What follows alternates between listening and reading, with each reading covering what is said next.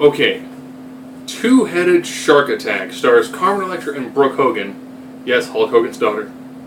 And about 25 other college kids, I guess it must have been the Playboy College, who are on kind of like a research trip. And then all of a sudden they run afoul because they have a problem with their boat.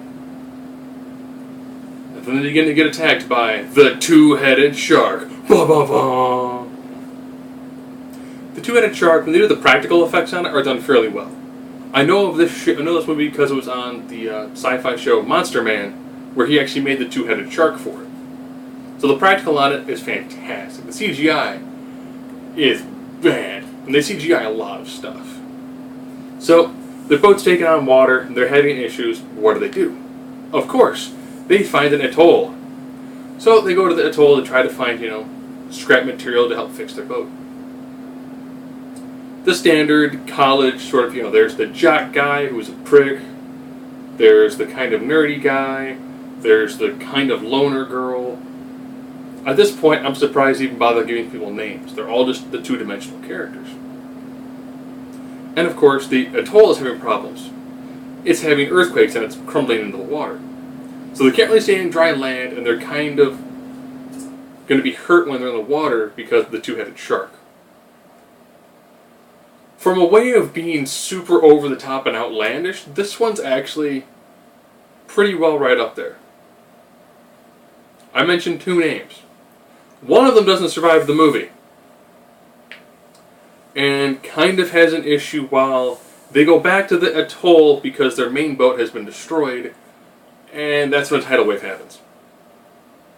So if you're keeping score at home, two-headed shark, atoll with earthquakes, tidal wave. I'm going to spoil the end of the movie for you. So if you want to see it, it's dumb, but it's entertaining dumb. And with a boat like that, they probably didn't need one. It's chock full of flotation devices. You can tell that's why they were hired for actresses.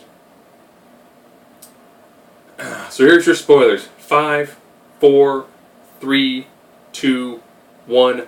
Here's your spoiler. Okay, so the last 3. Yes, everyone else died except for the last 3. After they fend off the shark in one of the most idiotic ways possible, there's this small... At this point, you can tell someone held their boat at, so you could open the gates, open the doors, and get out. The shark gets its way in, but can't get its body in. It gets its 2 heads in, and it's like this. So the 2 heads are much wider than the body. It gets the 2 heads in fine. Just not the rest of its body, which seemed really weird. They fight it off, 3 survive. They then have the idea of taking the remaining gas can, making a wick out of a wet shirt. I know, wet shirts light on fire, even when they're wrung out.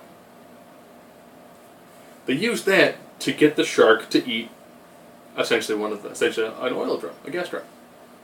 It blows up, destroying one of the heads of the shark. But guess what? It has 2 heads, so they have to then use a boat. Bolt the boat to kill the shark.